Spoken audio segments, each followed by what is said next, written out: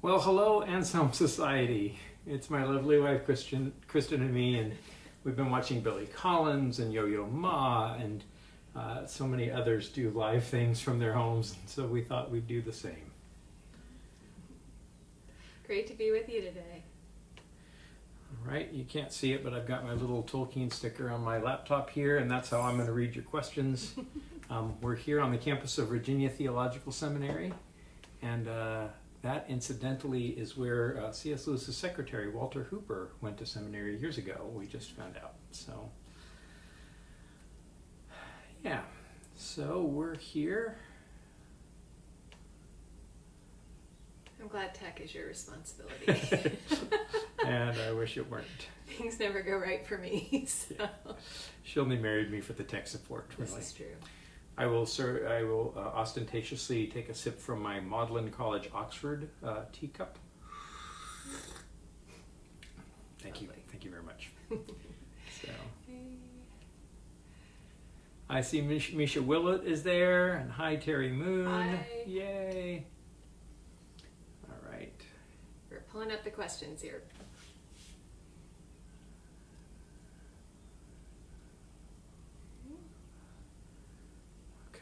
Yeah. Okay. All right. Great. So here we are. We can see you watching, and we've got stacks of books and stuff. Yeah. But we just, hey friend, I can't wait to get your new book, Misha. I've heard great things about it. Yeah. When I did a conference in Cal Poly Pomona for the C.S. Lewis Foundation, it was just about a year ago. I did a session of Q&A, just a couple hours of Q&A. And that turned into kind of a good event. And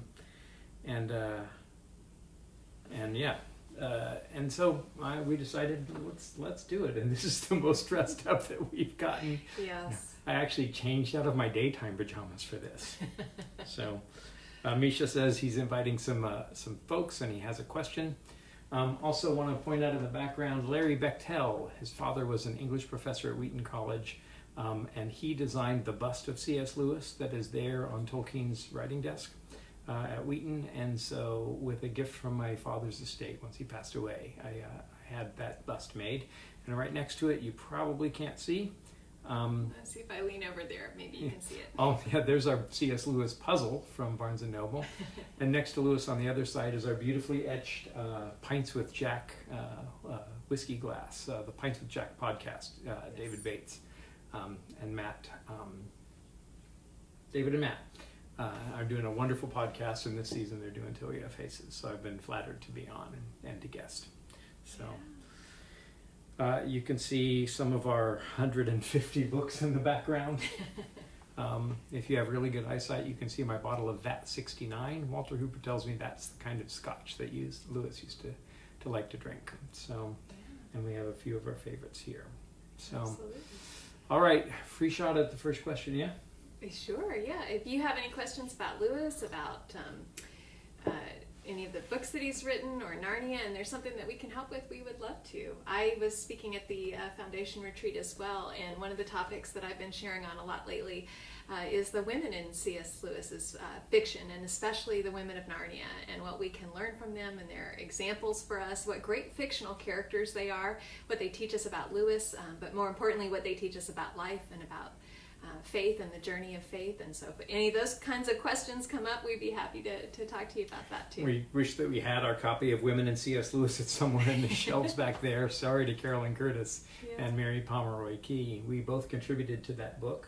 And that's how our conversation started, and that's how we met. And so you could say that we fell in love over that book. Yes, so. Over C.S. Lewis. How many couples has he brought together? I hear there are quite a few of us, actually. I see you, Lauren Dumler. Great to see you again. And William O'Flaherty found his way to the party, so that's great. So, Women in C.S. Lewis. You did a chapter on Narnia. Yep. I did a chapter on Till We Have Faces. We met in December of 2015, and not very long after, I realized there was not going to be a better one in the whole world. So. Yes, it's been an amazing adventure. So, yeah. Misha, you said you had a question. We'd love to have you jump in. Yeah. or else I'll just sit here and talk. And I've got dozens and dozens of former students who can tell you what a drag that is. Oh, the boss is here. Brian Brown just jumped in, and did you see that? There's honey? our question. Yeah, Amy Lee. Yeah. So. Misha, Lewis thought of himself as a mere Christian, but I, having recently become an Anglican, am wondering to what degree you think Anglicanism specifically shaped his spirituality. That's a great question. I'm actually here at Virginia Theological Seminary as a seminarian preparing for holy orders in the Church of England. And my paper is going to be about Lewis's Anglican identity. So we're reading lots of Jeremy Taylor and Richard Hooker and William Temple, William Laud. We're reading all of those. Lewis called himself a very ordinary member of the Church of England. So, and there's Anita Palmer. Hey, Anita.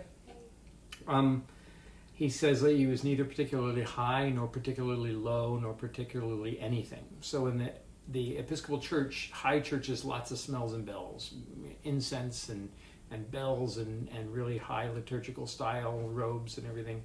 Low is going to be a whole lot less of that. It's going to be much more plain spoken. Lewis went to a kind of a medium low church. It was a parish church in Headington Quarry. We've been there. Yes, we have. But I think his Anglicanism really did shape him. His grandfather was a Church of Ireland priest. That's pretty much the same as the Anglican Church in Ireland, in Northern Ireland. And that was his first kind of religious upbringing. I'm not sure what would have happened had there been a different kind of church closer, but Lewis chose Headington Quarry, Holy Trinity Anglican Church, and never left that church for the rest of his life. Much, I think, to the disappointment of Tolkien, who wished that he could have become Catholic. So Wanda is here. Hey, Wanda. Great to have you. Thanks for joining us today. We'd love to take any questions that you have. Yeah. You can keep the questions short because the answers will be long. You don't want to get either of us started on Lewis, really. Yeah. Annie Nardone just figured it out. Well, welcome, Annie. We're so so glad to see you. Wanda was right here sitting in our couch. Visited us last fall before the whole world shut down. Yeah. So, yeah. What else? So Tolkien, I was saying, wished that Lewis had become Catholic, and credited Lewis never becoming Catholic to his ulterior motive. Ulster is Northern Ireland, and so I think that was a piece of it.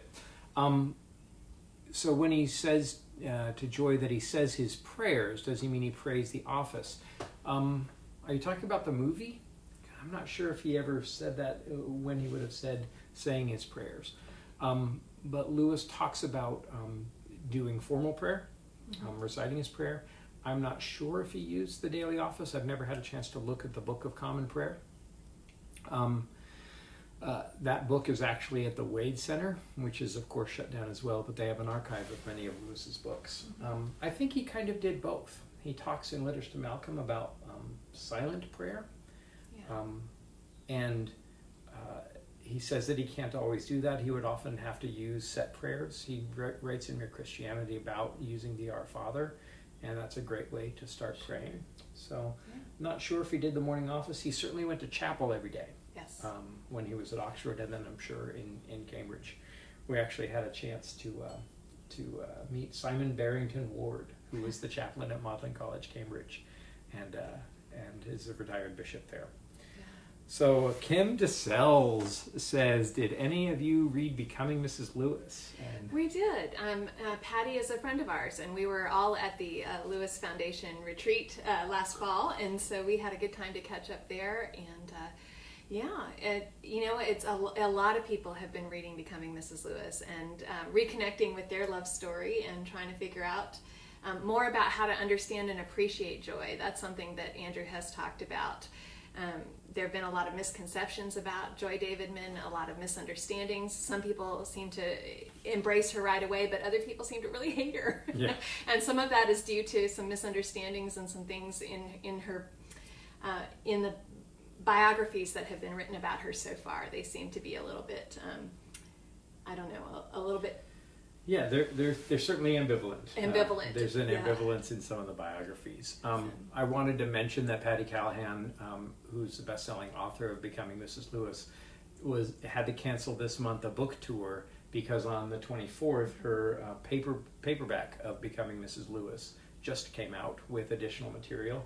And it was fun. I got to work with her on the paperback edition. Kimmy said that she didn't like it, and I'd be glad to hear what you didn't like about it. And then Hillaby is here. Hi, Hillaby. Hey. So, Yeah. I'd love to hear what you didn't like about Becoming Mrs. Lewis. I found it one of the most compelling portrayals of what it might have been like emotionally for Joy. And so...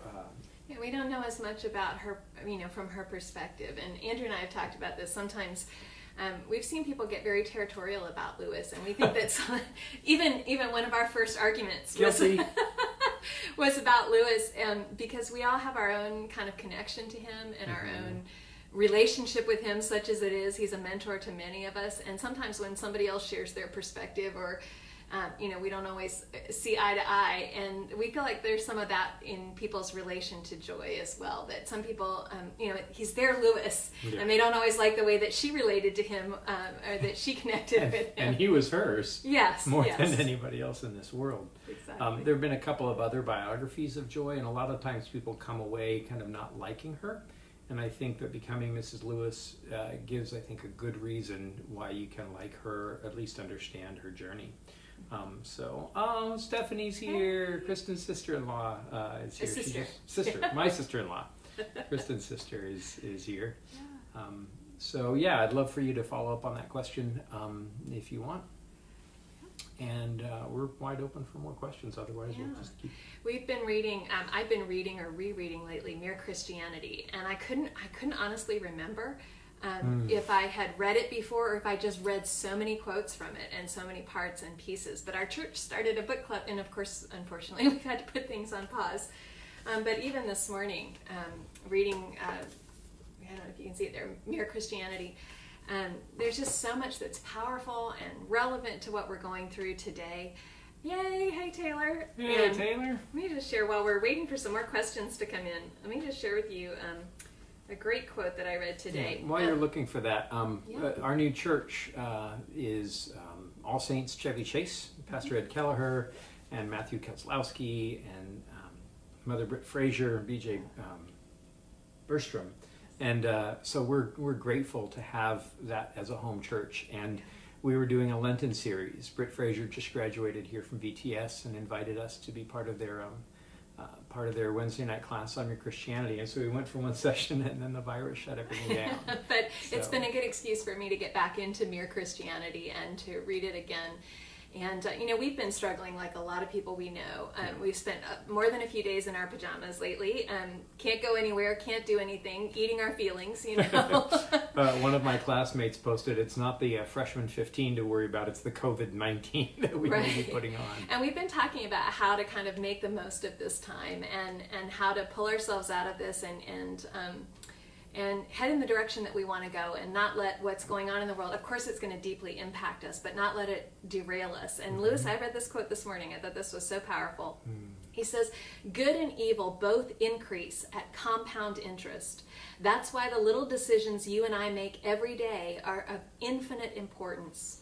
The smallest good act today is the capture of a strategic point from which a few months later you may be able to go on to victories you never dreamed of." And then he goes on to say that the opposite is true as well. When we give in and surrender to temptation, and when we just let our feelings and our emotions run wild, very often we lose battles that make it that much harder to win again the next time. And I thought that was encouraging. I thought, that's where we want to do today, is make wise choices one little step at a time, make good choices that will set us up for victory in the future. So... No, I think that's true. And elsewhere in Mere Christianity, Lewis talks. He's often talking about battle metaphors, and I think that his experience in the war really affected him. But he talks about the capture of a hill today may lead to a greater battle victory in the future. And so those little decisions that we make, as Kristin was saying, those are big ones. I don't know about you, but it's been easy to get snippy and on frayed nerves. I'm sure my wife hasn't noticed any of that. Who, you? Me? Yeah. I wouldn't be quarantined with anybody else in the whole world.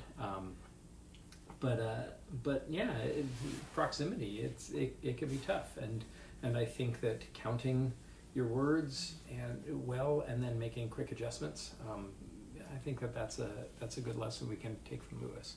Yeah. Brian Brown, and thank you for calling it the Cosmic Trilogy. Michael Ward would salute you. He says the Cosmic Trilogy does such a good job making you step back and re-examining things you assume are normal and maybe aren't normal, or at least God's perspective might be bigger. Do you have any favorites? Any favorite books? Any favorites from the Cosmic Trilogy? Any favorite moments where he gives good perspective? I'll just jump in while you're. Hey, Michael. Hey. I'll jump in while you're addressing that. The thing that I love about Lewis is that he helps me see things from a higher perspective. If you've heard me speak, you've heard me talk about how he kind of chucks us under the chin. He helps us to look at things as larger. My favorite perspective moment in all of Lewis's interplanetary romances is in the second one, in Paralandra, where the Lewis narrator character comes to Ransom's cottage and it's dark, and he sees this being, and it's an Eldila, which is kind of like an angel in that world. And the Eldila is seeming to be perfectly straight up and down, but he also looks like he's moving at enormous speed. And of course, if an angel were to appear stationary in our world, that angel would have to be rotating with the Earth and then orbiting around the sun and then spinning in a galaxy. It's this kind of complex and spinning dance that an angel, who's the only thing that, one of the only things that would be stationary, an angel would have to be moving in order to appear stationary to us. I never would have thought of that. That's something that never would have occurred. And that Lewis's perspective kind of helps me to see that there's a larger world. Absolutely. He also his outer space is not space. It's not empty. It's full of angels and full of everything. And so there's that universe. So looks like we have another question. Yes, Lauren has a question, and I wish I had grabbed it. Oh my gosh, I knew I should have had as many books in front of us as we could, library. but we've got 3 shelves just of Lewis. So. Yeah, there are a number. Lauren asks about recommendations on works about the Inklings, and there are a number. The first was by Humphrey Carpenter, whose father was the Bishop of Oxford. His father was the bishop who told Lewis that he shouldn't become married. Humphrey Carpenter wrote a biography, the authorized biography of Tolkien, and also a biography of the Inklings. It's a little fanciful. He kind of imagines what scenes would have been like, but for long it was our only work, and that was really the first one. The Carol and Philip Zaleski have done a book about the Inklings, and Rowan Williams, the former Archbishop of Canterbury, has spoken nicely about that. But by far, for $100,000, for 100,000 miles, the best work possible on the Inklings is by Diana Pavlak Glyer. Yes. And there are 2. So she did an academic version called The Company They Keep, C.S. Lewis and J.R.R. Tolkien as Writers in Community. And this is one of those rare academic books. It's on Kent State University Press. You can pick up the paperback right now on Amazon. I fell into the footnotes. The writing was so good. And Diana spent 23 years reading everything written by all 19 Inklings. So that's 365 books, and every essay, and every poem, and every letter. And imagine what it would be like to be a fly on the wall and see how they influenced each other in their writing group, the Inklings. So The Company They Keep, on Kent State University Press, magnificent book, and I give you a money-back guarantee. If you buy that book and you don't like it, I'll buy it from you. And then a later edition, slightly less academic in tone, is Bandersnatch, which really explores how the different qualities that each of the Inklings, or different roles that they played in encouraging each other and collaborating together and being resonators, and the creative process, and how, what I thought was awesome, a takeaway from that book, from Bandersnatch, is learning how to foster creativity in our own circle, with our own friends, in our own community, how to exhort and encourage and critique, great tips and strategies for that kind of collaboration that can birth some of these great works. Yeah, absolutely. I see Michael's got a question. I just wanted to follow up on that. Oh, yeah. Bandersnatch is, if a company they keep looks at how the Inklings influenced each other, like Christin was saying, Bandersnatch is more of a, here's what they did, now how can you do it yourself? Yes. And so there's a great appendix. In fact, I used it. Brian Brown introduced me to the Eliot Society, which is a group similar in spirit to the Anselm Society. And so shout out to Liz Horst and Heidi Stevens and all of those from Eliot. And they invited me to come and speak to them and to their associated school. And I spoke to the teachers using Bandersnatch about how to work together collaboratively as classroom teachers. And so you don't have to be a writer to get real benefit and to find out how to see what the Inklings did and then how to do it ourselves. So we'll get to Wanda's question in just a minute. Kristin's brother Michael says, which book would be the #1 must-read outside of the Chronicles of Narnia and Screwtape Letters? Wow, well, you got my two favorites right there. Do you both have the same answer, or feel that one should be even ahead of those? That's a great question. And Justin just joined. Justin Horst just joined. You just missed it. I just gave a great shout out to the Eliot Society and our time together with you. Yeah. So what should folks read? Well, we have a big debate about that. At top of my list are Chronicles and Screwtape Letters. I think also, for me, how I really got into Lewis as an adult and started reading beyond the Chronicles of Narnia was, oddly enough, a book called The Joyful Christian, which is a collection of essays and little paragraphs that have been lifted out of all of his other books. And then by reading The Quotable Lewis, which is a book full of quotations, excerpts from his letters, from various essays, and that gave me a really broad perspective on the kinds of topics that he wrote on. And so I know that's kind of an unusual choice. And I'm not giving you one. It's like choosing a favorite limb. Which limb is my favorite? But another one of my top favorites, and then I'll toss it to you, honey, is Letters to Children, because Lewis answered every letter that he received, and some of the wittiest, most insightful, most profound, meaningful things he said were in letters to children. He treated them respectfully. He didn't talk down to them or condescend. He took time to answer their questions. And I've really been encouraged, even in my spiritual walk, just by reading the things that he wrote to his young fans. Yeah. Well, the questions are starting to come fast and furious, and so I'll try to answer shortly. I think, Michael, when people ask me what Lewis to read, I think that what I often ask them is, well, what do you like to read? And then I find an appropriate Lewis. My favorites are, I love his collected letters. You can pick those up anywhere. In terms of quote books by Lewis, not only The Joyful Christian, and of course Jerry Root and Wayne Martindale, two dear friends, their book, The Quotable Lewis. Warney did a selection called A Mind Awake. Not Warney, but Walter.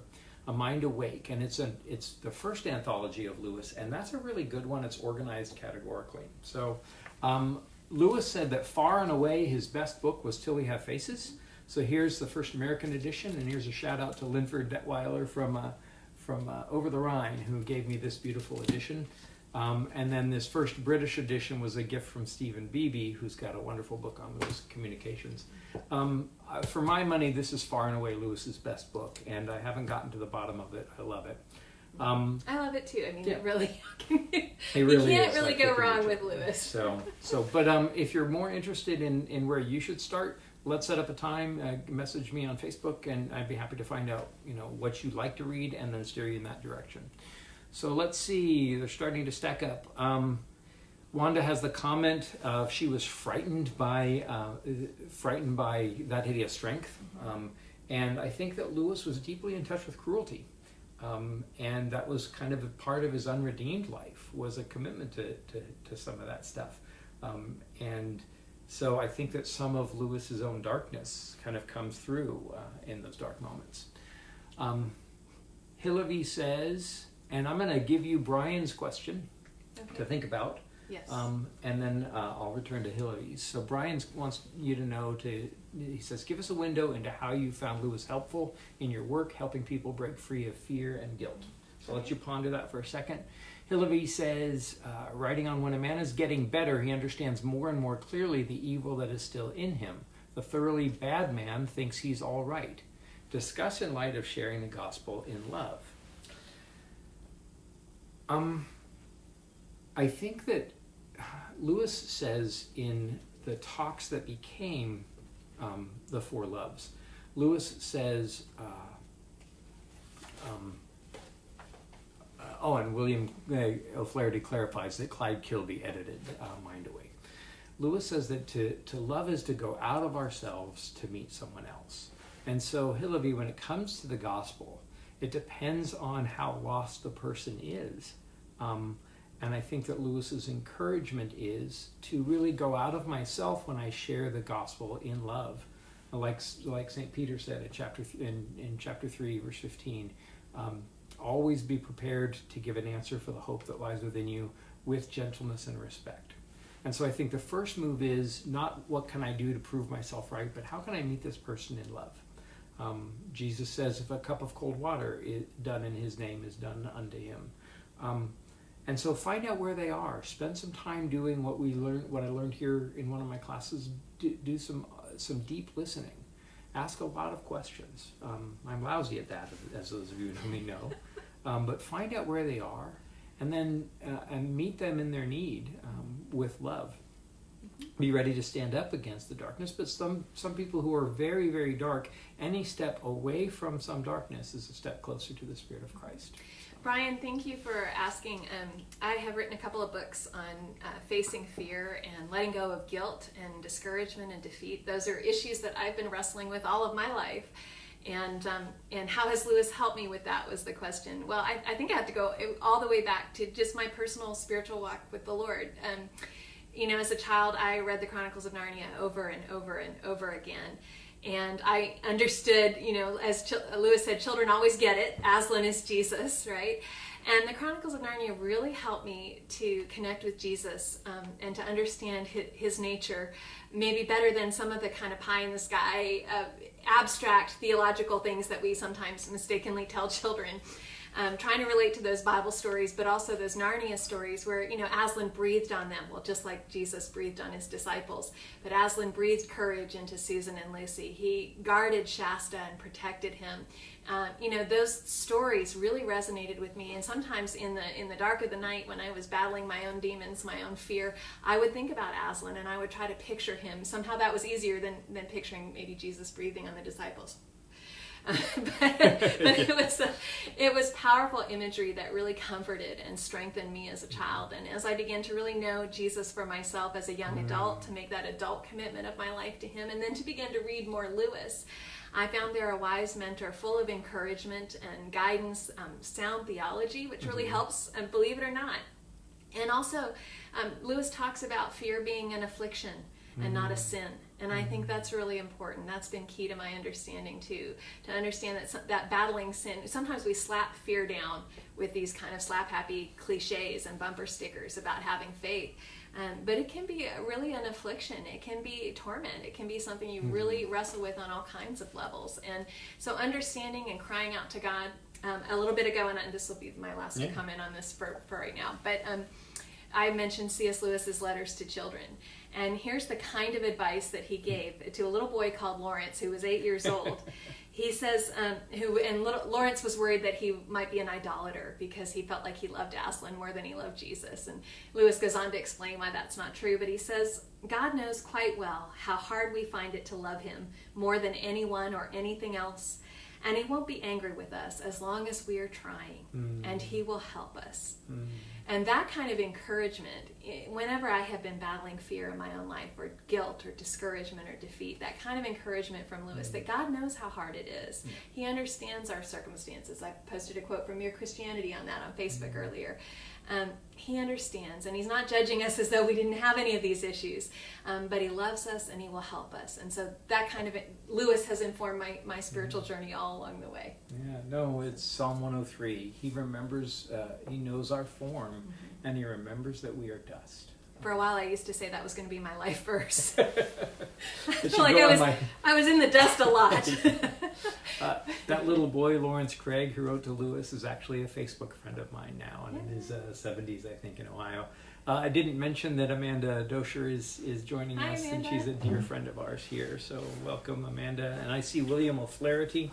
I want to plug William. He does a wonderful Facebook page on confirming C.S. Lewis's quotes. He's got a fantastic book called The Misquotable Lewis. He's done just yeoman's work and some podcasts. In fact, I'm overdue to give him an interview, so maybe he'll still let me do that. So I think when it comes to fear, it was something that we were talking about this morning. One of the things that, to follow up on what Christin was talking about from Your Christianity, and Letters to Children, the stumbles. If we're trying to walk, he's pleased even with our stumbles, and sees the intention of our heart. We are always, the spirit is willing, but the flesh, the Greek says, is helpless. And we always are going to be depending upon his help. And so I think even the intention to please you, pleases him. Yes. So, Let's see, Stephanie says. And thank you, Terry. That's sweet. She loved that you. answer. Let's see. As a young child, I saw the Jesus of Nazareth movie. Did you see that? Oh, yes. we got our first VCR, and that was the very first thing we played was the copy of that miniseries. It is wonderful, but gave me a more stern, somber image of Jesus. Aslan gave me a softer and gentler perspective, showed me a tender side. Yes. I think that it actually relates to what we were just talking about, and when we were talking this morning. Hey, there's Chris Camille. Hey, friend. We were talking about the lethargy that we get into in these days being trapped at home, and I find that I'm at about half capacity. And Christin was talking about seizing this time as a time to flourish. And if I could show you out the window right here, there's a whole garden full of daffodils that are springing up all over. Yeah. Maybe we connect ourselves right now to the way that the earth is flourishing. Well, there's that beautiful picture of Aslan dancing with Lucy and Susan after his resurrection, and then or bounding with them to go and set the captives free. And then in Prince Caspian, there's a lot of that celebratory bringing back life and the dancing and the laughing and the joyful nature of Aslan that reminds us there is that joyful side to Christ. And interestingly enough, we're talking about watching Jesus of Nazareth and maybe the Passion of the Christ as to prepare our hearts for Easter, since we aren't able to participate in all the church services that we would normally be a part of. But I thought that was one of the great things about the Passion of the Christ. There was a moment where Jesus is laughing and he's joyful and he's interacting with Mary. And of course, sometimes we have a hard time picturing that, but we know that's a part of his character. And Lewis does such a great job in the character of Aslan, giving that to all of us. There is, I think Aslan really is a great comfort. In my book, Mere Christians, Paul F. Ford, who is the author of The Companion to Narnia, which is a wonderful book. Yes. Another money-back guarantee there. But Paul talks about his history of abuse and how he found healing as a college student from some of the abuse that he had suffered as a child within Aslan's pause. And yes, Jesus seems stern in that movie. Aslan can be quite stern. In Prince Caspian, you see Aslan dealing with Lucy somewhat sternly. And I think, Steph, I think that God is most present to us in the way that we most need it at the time. And so just like today, my burden, my cross, like he says in Screwtape, the daily cross, take up the daily cross for the daily and receive the daily grace. I think that Christ is going to be comforting when I most need comforting. When I think I want comforting, that may be when he's the most stern. And Lewis, I think, kind of shows many faces of God as we kind of as we struggle to follow him. That's a moment by moment thing. And of course, Screwtape is going to drop any technique the moment that it stops working. He's going to try something else. And so I think the thing to do is to cling closely to Christ. Absolutely. Chris Camille. Oh, and that also, in terms of coming back and resurrecting us, and I wanted to do a huge shout out to the Anselm Society and their Imagination Redeemed conference, which we had booked our tickets to go, and we wanted to come to Glen Erie and speak there again. But it's going to be in all digital format. You can find more on this page. I would encourage you to come. And I'm working on a talk right now based on the Silver Chair. It's about the recovery of the imagination. Maybe Brian can post a link in the comments. And I'm going to be looking about how the children go down and rescue, really, and as a model for us going down into the depths of our society and rescuing the imagination. I think that there is in Lewis this kind of facing the darkness, delving deep, and then coming back up to life. So don't worry about it, Terry. We'll get a hold of American Airlines and we'll take care of that. And there's Sheila Schwartz. We're just disappointed we don't get to see everybody face to face. Yes, Sheila is here. Oh, big hugs to you too. Yeah. Brent Townley. Hi, Brent. Does Lewis have any helpful things to say concerning solitude? Looking for ways to share more encouragement in a lonely time. You know, a verse that's been really important to me, and in fact, Kristen's father prayed it over me when I called him to ask for his blessing to propose to Kristen, is that God takes the lonely and puts them in the midst of families. I don't know if this is specifically something that Lewis would say necessarily about loneliness, but I think that if you look at his life as an example, it's one of one who faced a great deal of loneliness. His brother, Warren, was a binge alcoholic, and his mother died when he was quite young. I think that Lewis dealt with a lot of loneliness. The woman who he called his mother, who he lived with, was not a great comforting companion. I think that Lewis said, I was surprised to find in my 60s the happiness that had passed me by in my 20s. And so I think that Lewis is a very lonely man. I think that he was rejected by a lot of his colleagues for his Christianity. Yeah, if you're looking for a specific quote or a series of quotes that you could be sharing on Facebook or social media right now, as people are, especially extroverts like Andrew here, are going into withdrawal and seriously wrestling with being alone. Nothing immediately comes to mind about solitude, especially, but because Lewis experienced loneliness, he writes very sensitively about all of life's challenges. And we've been finding a lot in Mere Christianity that speaks to these challenges, even though it doesn't include the word solitude necessarily. It talks about the private internal battles that we face, the temptations that we wrestle with. And so there might be some good quotes there. And I love just flipping through any book by Lewis. And no matter where your eye lands, you're going to find something that is uplifting and encouraging. And this is a great time to be sharing those quotes. I found myself, I was reading Lewis earlier today and thinking, I wish I had done this sooner. I read a lot of books. I try to read widely, but not all of them are as uplifting or spiritually encouraging. But you can get so much out of Lewis. So. I think a couple of things that Lewis would say about loneliness. You can see it a lot in his letters, Brent. And in a letter that he wrote to a nun, a friend of his, Sister Penelope, he said that I think that cheerful insecurity is the right attitude for the Christian. Hey, Joe Ricky is here, and Diane Mosley is here. Hi, Diane. Cheerful insecurity. And then when Lewis came to Cambridge, he said in a letter, my lectures are more poorly attended than ever in my life. It's probably frightfully good for me. And that's a huge lesson, I think. If God has allowed you to be in a place where you are just lonely, that loneliness is A, a cross, and B, a gift.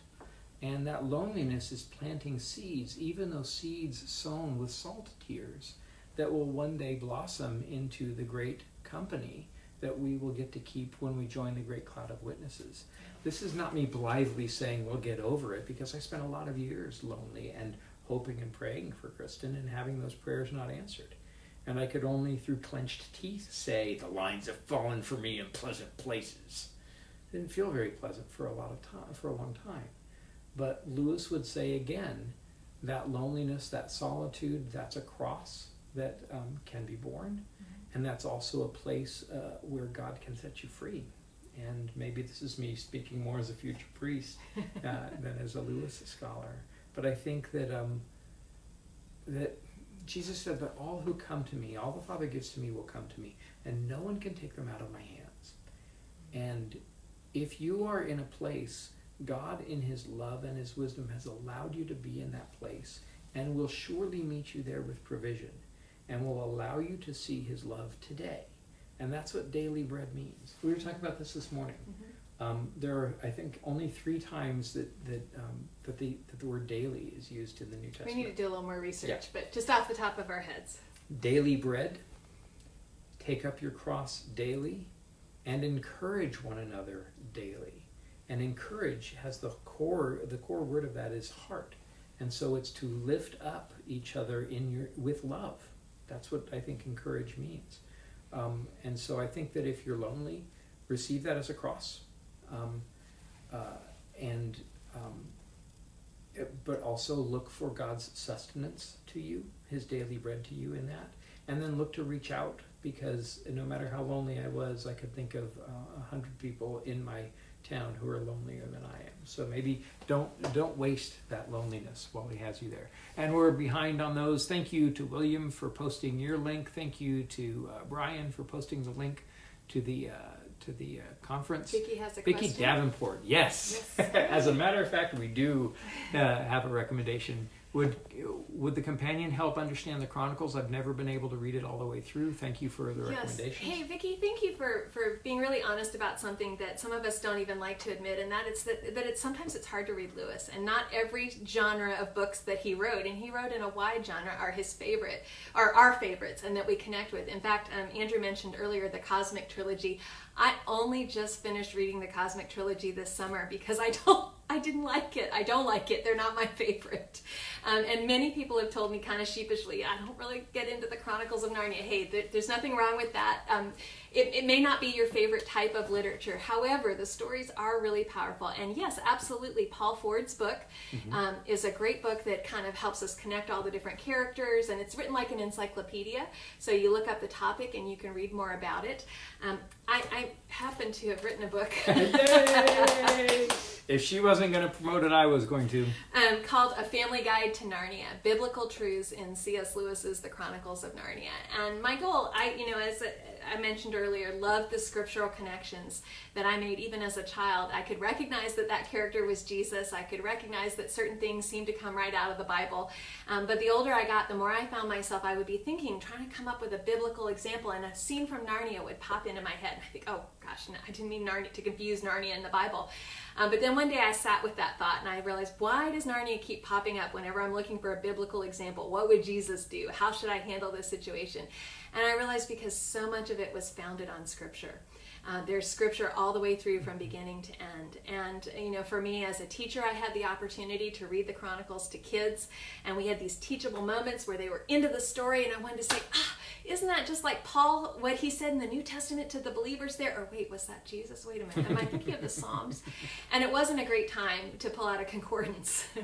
So what I did with the help of my friends at Crossway Books, I took some time to go through and kind of connect every single scripture reference that I could find in the Chronicles of Narnia, both the ones that are obvious and overt and the principles that we can draw out.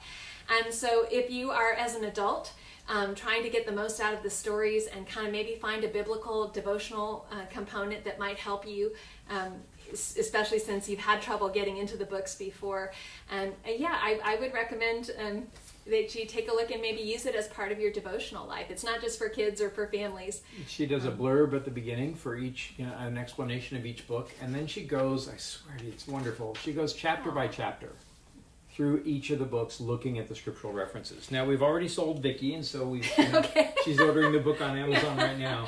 I think it's a great way to get into it. Also, Vicky, I want to give you permission not to like the Chronicles. Lewis said, and I'm paraphrasing, he said, if you liked a book, as a child, you'll probably like it as an adult. And a lot of people, if you like fairy tales as children, you'll like them as adults. But if you didn't like them as children, you're not going to like them as adults. And Lewis said he'd never read more than a page and a half of a book he didn't enjoy. And he read thousands of books in his life. And so, yes, he certainly expanded his capacity to enjoy different types of literature, but there are types of literature that I just don't really enjoy. And you can give yourself permission. One of my favorite phrases is, I'm probably not old enough for that yet. And I'm 54. It took me 25 years to finish reading Pride and Prejudice.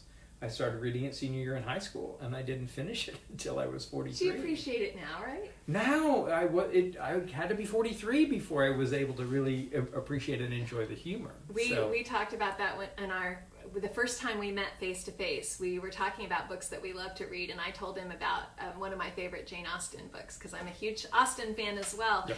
And As was Lewis. One of the arguments I used to convince Andrew that he should revisit Austen was that Lewis was a fan. He loved Jane Austen.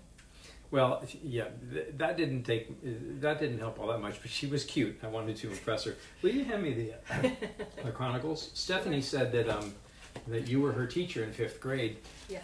I'd recommend, if you're going to try the Chronicles, in the year 2000, they published the full color collector's editions, and Pauline Baines, the original illustrator, went back and hand colorized all of the different pictures from the Chronicles of Narnia. And so, if you were like me, you had those little cheapy paperbacks when you were a kid. And those paperbacks didn't always have all of the illustrations. So the full color collector's edition, there's a 1 volume and there's also a 7 volume.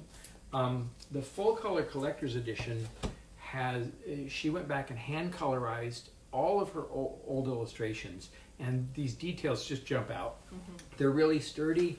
I recommend them as the only version that I read. There's lots of room in the pages, and there's end pages where you can take notes. And so sometimes I think a way to get into a book is to buy a really pretty one.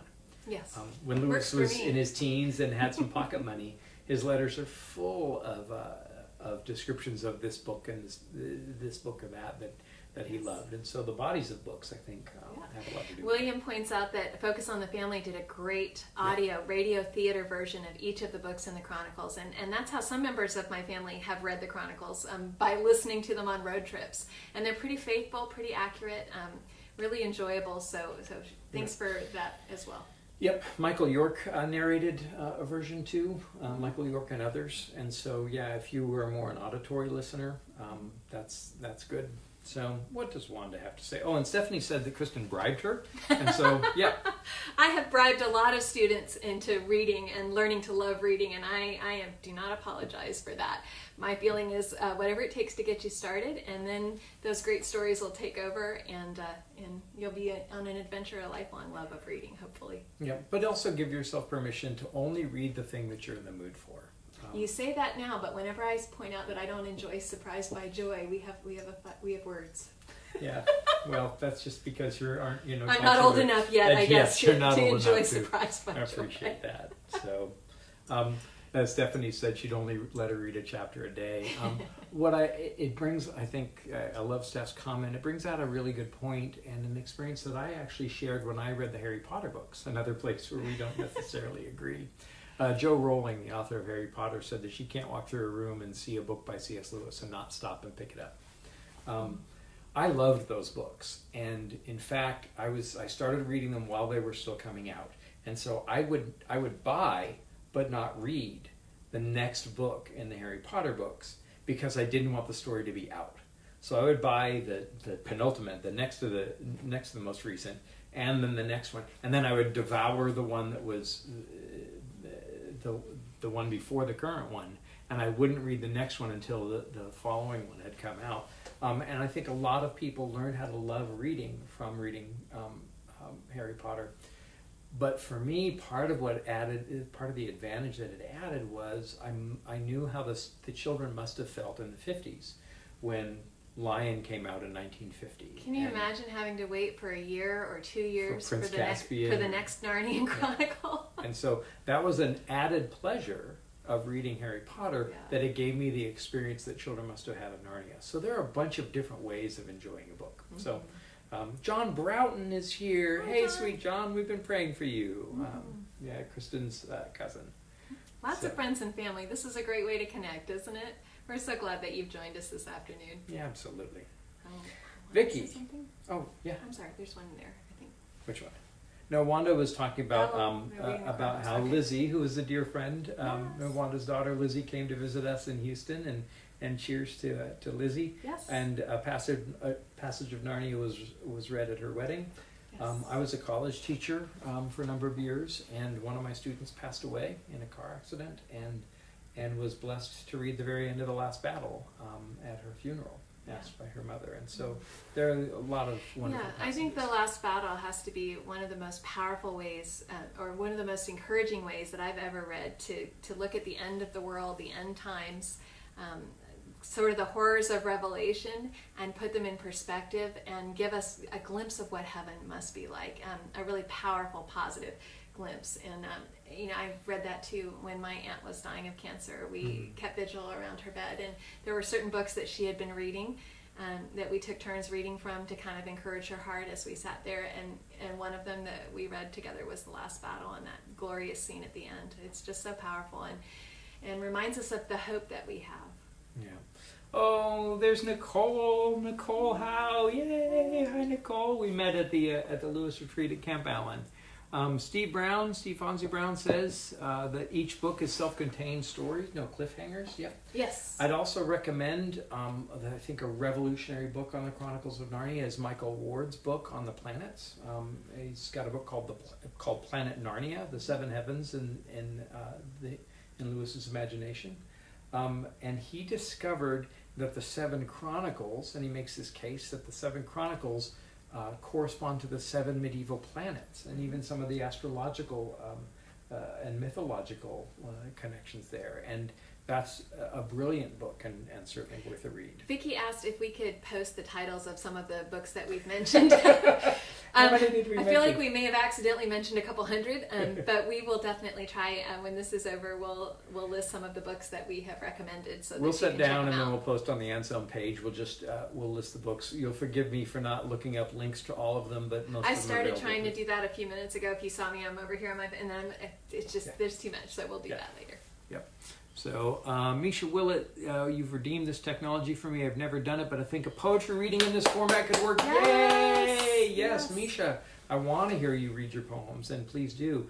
A couple other podcasts that we have seen and been enjoying. FaceTime and video. Yeah, FaceTime Live. Malcolm Geit on his YouTube channel has got a series called A Spell in the Study, and he means that pun. Malcolm's a fantastic poet and a friend of ours through Lewis Circles. He actually wrote a sonnet for us for our wedding. And he's inviting folks into his study and he's reading George Herbert and George MacDonald and lots of other things. So I heartily recommend that. You've seen Patrick Stewart reading a Shakespearean sonnet every day. Jeremy Irons is reading the Psalms. Sean Colvin is going deep with deep cuts. Yo-Yo Ma is posting things. James Taylor. So it's just a real treat to see some of those. And maybe in the comments you can post some of those things that you're seeing that you like. We've got another question from Terry. Terry says, Kristen, you mentioned female characters in Lewis's writing. Which is your favorite? Oh my goodness. Female character? Female character. Let's see. I would have to say, so the most obvious, the one that jumps immediately to mind is Lucy, because of her role in the Chronicles and because she's the one that, she's Lewis's favorite, I think, in the way, she's the main character in the series, and she's the one that we identify with. Both those of us who long for Jesus and love Jesus with all of our devotion, and yet struggle and stumble sometimes, and wrestle with how to follow him even when others don't, and how to walk faithfully with him and learn and grow in him. So I think probably right off the bat is Lucy. One of my favorite in the Chronicles is The Horse and His Boy, and I liked Erebus and her spunkiness and bravery and courage as a young woman. I'm not athletic. I'm not a tomboy, but I connected with her in that strength of character and the no nonsense. And if you do MBTI types, I think she's probably one of the few characters that's a T, a thinker, not a feeler. She's about the logic and the rationale and the wise thing to do, not getting all gushy and emotional. And as a T myself, I related to that. So I love her as well. You didn't ask me, but that never stopped me before, and it's not going to stop me now. And none of you are going to be surprised. And Steve, we're going to get to your question maybe as our last one. In the last 20 or more years of working on Lewis, I've been trying to do, Mad Wish, trying to get kind of a universal field theory of Lewis. And I think I've stumbled onto it. And I think that Lewis was about charity and clarity. And if you take that if you divorce charity from its kind of goodwill, Salvation Army type, associations in our current language, it's from that great Latin word caritas, and it's how the King James translates agape.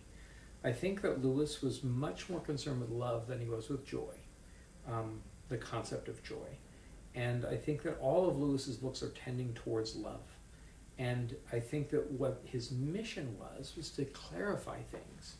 And so that if you've read Lewis and you've been confused, if you go back and read him carefully, the confusion is not Lewis's, it's mine as a reader. And so I think that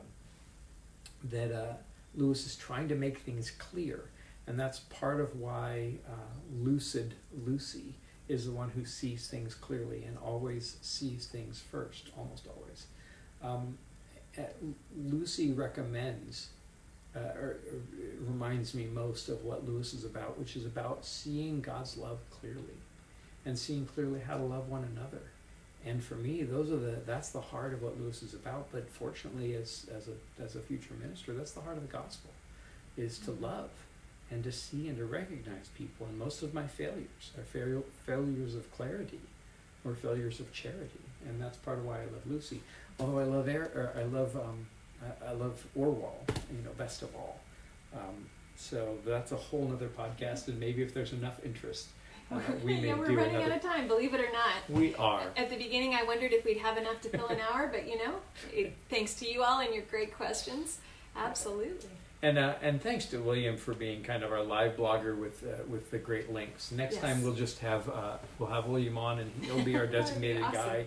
guy. Yes, we will make the list that you asked for, Vicki, but we'll have maybe William will agree to just have Amazon open on another page and pop in the links for everything. One more question from Steve Brown. Where'd that go? Let's see. Do you think a movie...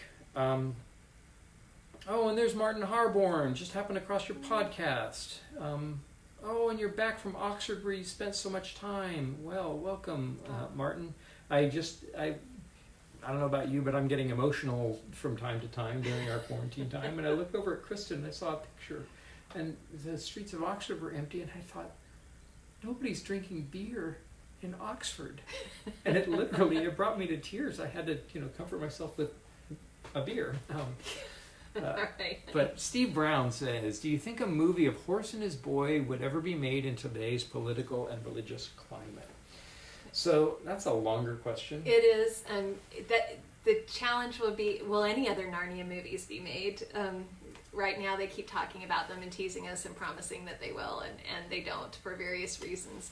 There is some challenge, and I think you're referring there to the way that he has kind of two different cultures, one representing light and one representing darkness, and it would be easy to draw from that or to complain that he's criticizing a very particular culture, that he chose a particular culture as the sort of the bad guys out of some kind of prejudice or bias. And I don't think that's a fair claim at all, and I don't think that, and unfortunately we can't get into it right now, but that would be a challenge in making the movies, is people's tendency to read today's attitudes and today's culture and today's issues into things from the past, and that would be a huge challenge. But I hope they can find a way to do it. I hope they can do it right. I'm thankful that we have the books to go back to even when they get the movies wrong. I think the underlying question, and it comes up often when I speak, is The Horse and His Boy racist? And his portrayal of obviously Middle Eastern people. That's a complex question, and maybe one to get in at the beginning of. Maybe we'll do That's one what of I was these. going for. Yeah. Thank you for saying it more clearly. Yeah. And maybe if there's interest, we may take an hour and just have it be instead of a general Q&A, maybe do a Narnia one. No, Lewis is not being racist. And if you look at it, he highlights as heroes some of the Middle Eastern characters. Hello, Amit. I think if you read Lewis carefully, you aren't going to see racism there. And some of the characters from Calormene are idiots, and idiots say stupid things. There are sexist and idiotic things said by some boys, but that doesn't mean Lewis is a sexist. So it's a larger question. The answer is to Will Horse and His Boy ever be made? And Diana Glyer and Paul Ford both look at that book as one of the most important of Lewis's books. Paul Ford talks about Erebus as being kind of the pivot character in Lewis's growing admiration of women and treatment of women. And so Horse and His Boy is good. Of course they'll be made. You're always going to be movies that have villains, and as long as you don't stereotype them, I think you're going to be fine. And Netflix bought up the rights to the Chronicles of Narnia. So there won't be any more of the movies like Walden was making. But the Lewis Company did sell the Chronicles of Narnia to Netflix, and they are in pre-production, and things are being made. Or things are being worked on. Of course, everything is ground to a halt. Looks like we're kind of running out of time here. It's 4:00. Yeah. So, great. Well, if you liked it, leave comments. Comment on the Anselm page. Let us know. You can reach us. Where can we reach you online? Well, I have a website, ChristinDitchfield.com. That's the name I had for so many years before I found you, and it's the one people know to look for to find me. But you can also find me on Facebook or Instagram or Twitter, Christin Ditchfield, Lazo. Yep. She offered to change her name on all of the books that she had published. And it might have been a big job. Really sweet. My website is Myth of Love, which is the working title of the critical study I'm doing on Till We Have Faces, C.S. Lewis and the Myth of Love. And you can find me on social at Andrew Lazo, Instagram, Twitter, here on Facebook. And you're on Facebook too? Yeah. And So Insta. keep in touch. We would love to continue the conversation. Yep. So Diana was here. Yay! Oh, Diana, we love you, and we're praying for you and praying for Sweet Sierra. And so I hope you heard the huge plug that we gave you. We gave the money back guarantee as well. So all right, we're gonna wave hello, Elise Westby, and hello and goodbye in the same breath. We're gonna go change back into our nighttime pajamas. Let me pray. Yeah, if that I would be may. great. The Lord be with you. And also with you. Loving God, it's so hard for me to keep sight of your love in days like this, and I feel as if there's no ground beneath my feet. But help me in these temporary times. Help us all to remember that our life here is a breath, and it is temporary, and that this is good practice for the coming of your kingdom. May your kingdom come, Lord, in little bits in the way that we treat each other in our homes, in the wider world as we face elections and recoveries and all kinds of things. Lord, let your love be made apparent, and use us as your hands and feet to make that love clear in this world. And help us to be found making mistakes and asking forgiveness, and fully aware of your grace and applying it as best we can. Help us to count on you for daily bread, to take up our daily cross, to encourage one another daily. And most of all, look for evidences of love in this world coming to life in the spring, and in the lives of those that we love. We offer you this day, this hour, and our lives through Christ our God. Amen. Amen. God bless you all. Bless you. Hey. Thank you, Martin. See you next time. And we'll be posting this. Oh, David just started watching. Hey, David, we'll be posting this on the Anselm page and circling back with you all again.